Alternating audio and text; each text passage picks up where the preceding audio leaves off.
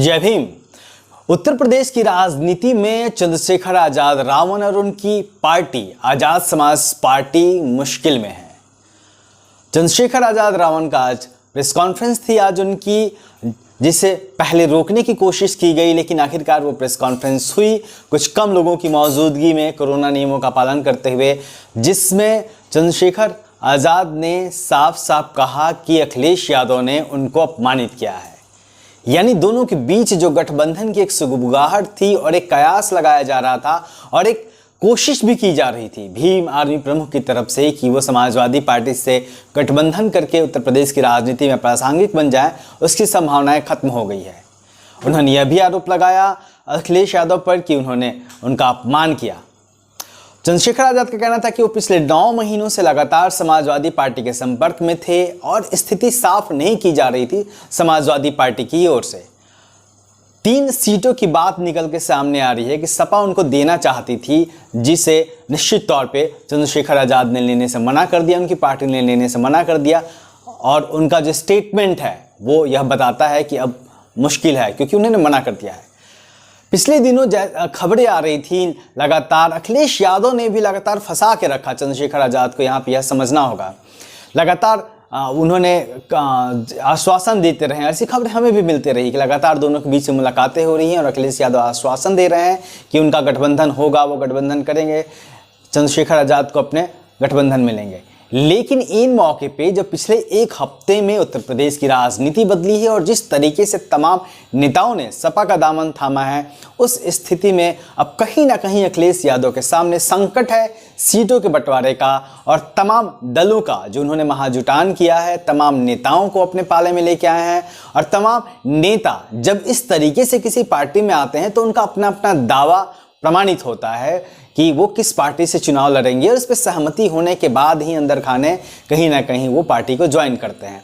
तो जब समाजवादी पार्टी में नेताओं का जमावड़ा लगा है, उसमें निश्चित तौर पे जो चंद्रशेखर आजाद 10 से 12 सीटें मांग रहे थे, जैसी सूचना निकल के आ रही थी, वैसी मुश्किल हो गई। और इसके बाद इन वक्त पे संभवतः अखिलेश यादव ने मना कर दिया है चंद्रशेखर आजाद से समझौता करने का।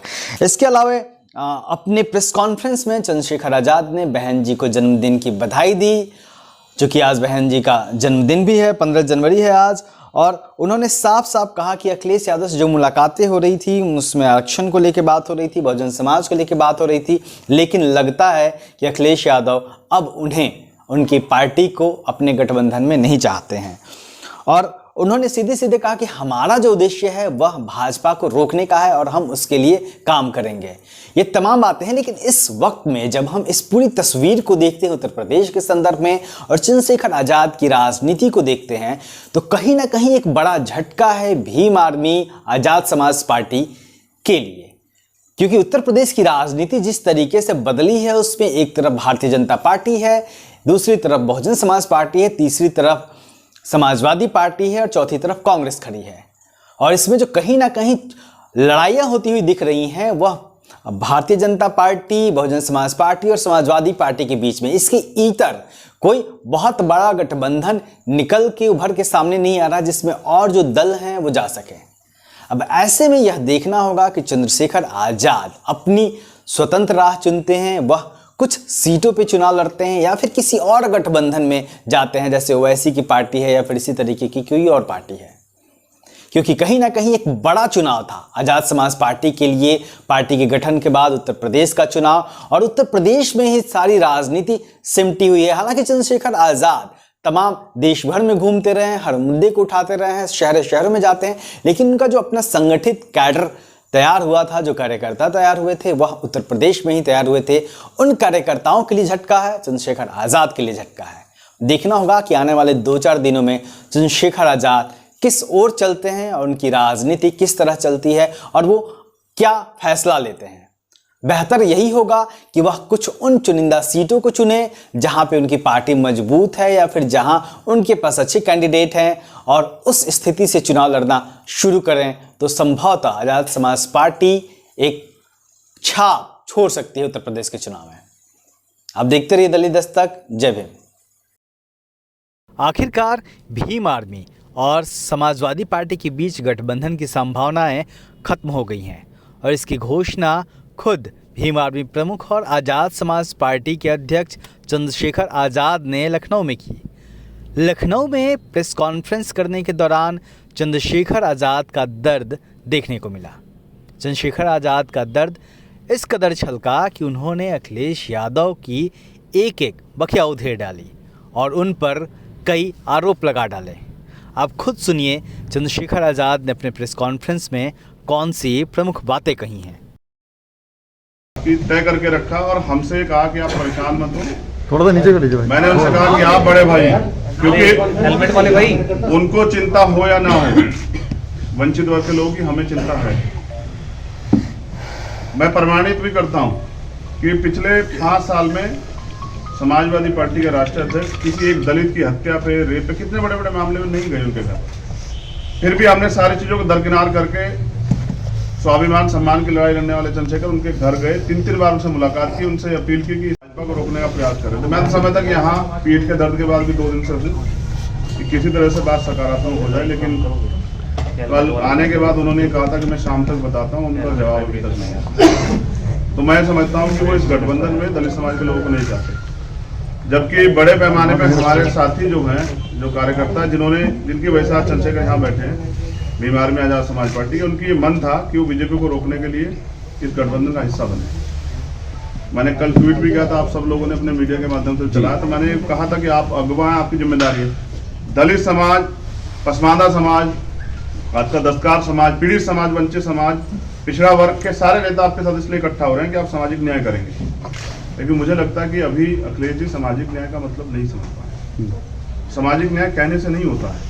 हम काशीराम साहब को मानने वाले लोग, जिसकी इतनी संख्या वाली, उसकी इतनी रिश्तेदारी की बात करते हैं। आज़ाद के लिए आज का दिन मुश्किल भरा रहा है। विगत कई दिनों से एक कवायद लगाई जा रही कि समाजवादी पार्टी के साथ भीम आर्मी यानी आज़ाद समाज पार्टी का गठबंधन होगा, लेकिन उन्होंने प्रेस कॉन्फ्रेंस की ये बात कही कि समाजवादी पार्टी के जो नेता हैं, राष्ट्रीय अध्यक्ष अखिलेश यादव, हमारा अपमान किए हैं। तमाम तरह की बातें चल रही थी, उनको नकारा है। उन्होंने कहा कि हमारी पार्टी या जो हमारा संगठन है वो दलित वंचित के हक की लड़ाई के लिए लड़ता रहेगा। चुनाव लड़ें या ना लड़ें वो बात की बात है, लेकिन हम इसके लिए संघर्ष करते रहेंगे। जातिवादी मीडिया और बहुजन समाज पार्टी का एक दूसरे से बैर किसी से छिपा नहीं है। बसपा के शुरुआत से ही बहुजन समाज पार्टी को मनुवादी मीडिया के भेदभाव का सामना करना पड़ा है।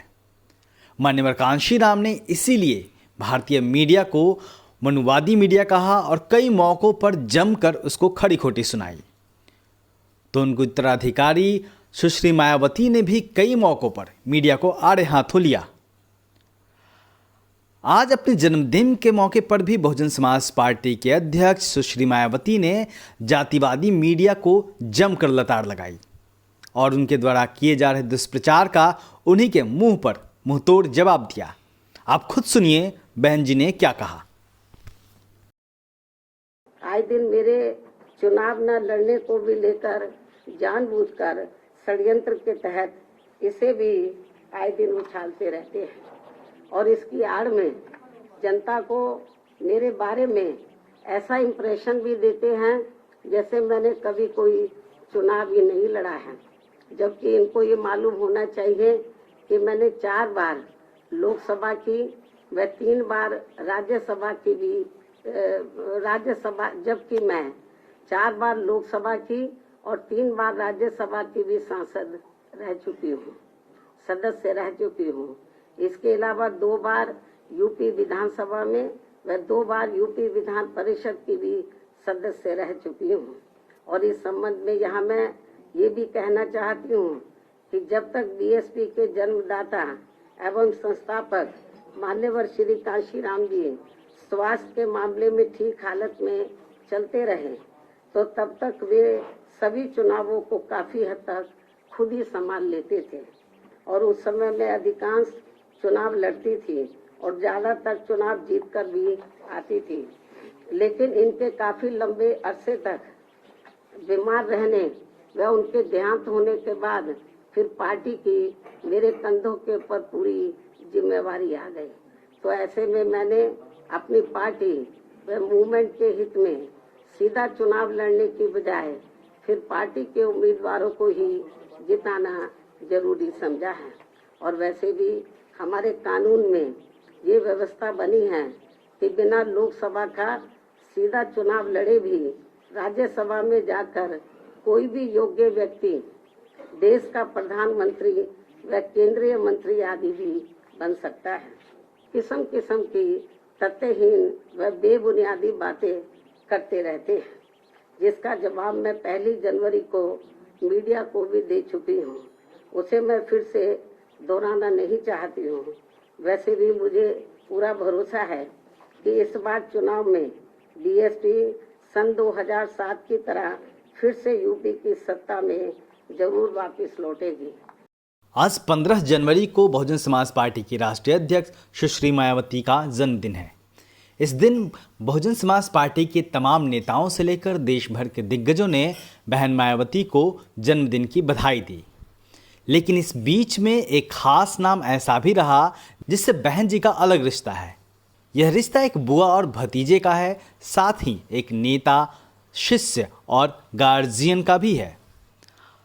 बहन जी के भतीजे आकाश आनंद ने बहन जी के जन्मदिन के मौके पर उनको याद किया और एक के बाद एक कई तस्वीरें पोस्ट करके अलग अलग तरीके से उनको जन्मदिन की बधाई दी। आकाश आनंद ने जो पहली तस्वीर पोस्ट की उसमें उन्होंने अपनी एक बचपन की तस्वीर साझा की जिसमें वो अपनी बुआ के साथ खड़े हैं। इस तस्वीर को साझा करते हुए आकाश आनंद ने लिखा, आप हमारी प्रेरणा हो, गर्व हो, मान हो, जो हमारे लिए आशीर्वाद है, हमारा वो आसमां हो। इसके बाद आकाश आनंद ने एक और तस्वीर साझा की जिसमें वह अपनी बुआ को केक खिलाते हुए दिखे। इस दौरान उन्होंने लिखा, सामाजिक परिवर्तन के सशक्त हस्ताक्षर, सर्व समाज के न्याय और अधिकार के लिए सदैव संघर्षरत, गरीबों, शोषितों, वंचितों की आवाज़, आदरणीय मायावती जी को जन्मदिन की हार्दिक बधाई। हालांकि इस पूरे क्रम में आप यह देख सकते हैं कि आकाश आनंद ने लगातार बहन जी को बुआ कहने के बजाय एक नेता के तौर पर बार बार याद किया, जो कि एक गुरु और शिष्य का राजनीतिक नाता भी होता है। अपने एक और ट्वीट में आकाश आनंद ने अपनी बुआ के साथ एक तस्वीर साझा की जिसमें मायावती ब्लू बुक का विमोचन कर रही हैं। इसके साथ ही आकाश आनंद ने लिखा, आदरणीय मायावती जी का जीवन अपने आप में संघर्ष की एक अनूठी कहानी है। आज उनके संघर्षपूर्ण जीवन पर आधारित ब्लू बुक का 17वां संस्करण जनता के बीच आया है, जो देश के करोड़ों शोषितों, वंचितों को उनका अधिकार दिलाने का और मेरे जैसे करोड़ों युवाओं के जीवन का मूल आधार है। निश्चित तौर पे आकाश आनंद के इन तीनों ट्वीट के जरिए आप एक बुआ और भतीजे के स्नेह के रिश्ते को महसूस कर सकते हैं। तो जब मायावती प्रेस कॉन्फ्रेंस कर रही थी तो उन्होंने भी आकाश आनंद को लेकर कई बातें कहीं और उनको अपना आशीर्वाद दिया। आप खुद सुनिए बुआ मायावती जी ने अपने भतीजे आकाश आनंद के लिए क्या कहा। अपने आप को काफी तैयार परिपक्व भी कर रहा है और इसके साथ ही मेरे चुनावी राज्यों में ज्यादा व्यस्त होने की वजह से अब वह मेरे दिशा निर्देशन में उन राज्यों में जहां चुनाव नहीं हो रहे हैं वहां पार्टी के जनाधार को भी बढ़ाने में पूरे जी जान से लगा है और फिर उचित समय पर ही इनको व पार्टी के अन्य नौजवानों को भी सीधा व अप्रत्यक्ष रूप में चुनाव लड़ने का भी मौका जरूर दिया जाएगा, जो ये सभी मेरे बीएसपी परिवार के ही लोग हैं। लेकिन इसे भी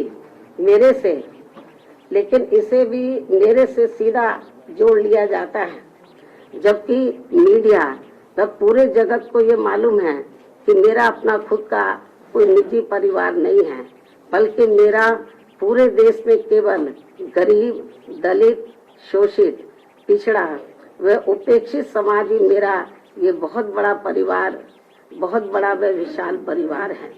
और इस परिवार में आकाश आनंद की तरह पूरे देश में करोड़ों भाइयों के लड़के व लड़कियां भी मेरे भतीजे व भतीजियां हैं, जिनके माँ बाप शुरू से ही मुझे पूरे आदर सम्मान से आदरणीय बहन जी ही कहकर पुकारते हैं और अब उनके बच्चे भी बड़े होकर मुझे ज्यादातर बहन जी ही कहकर पुकारते हैं, जिनको भी राजनीति में आगे बढ़ने का पूरा मौका जरूर दिया जा रहा है, लेकिन इसे भी मीडिया में अधिकांश व्यंग्य तरीके से ही दर्शाया जाता है। ये सब इनकी जातिवादी मानसिकता नहीं है तो और क्या है, जबकि ऐसा करके ये लोग हमारे नौजवानों में और ज्यादा जोश पैदा कर रहे हैं। इसलिए ये सब करने से इनको कुछ भी राजनीतिक लाभ मिलने वाला नहीं है। इसको भी पार्टी में और भी ज्यादा बढ़ावा देती रहूंगी। और अच्छी बात यह है कि पिछले कुछ समय से यहाँ यूपी में पार्टी के राष्ट्रीय महासचिव व राज्यसभा सांसद श्री एस.सी. मिश्रा जी के बेटे श्री कपिल मिश्रा भी अपने नौजवान साथियों को अपनी पार्टी में पूरी मेहनत के साथ जोड़ने में लगे हैं।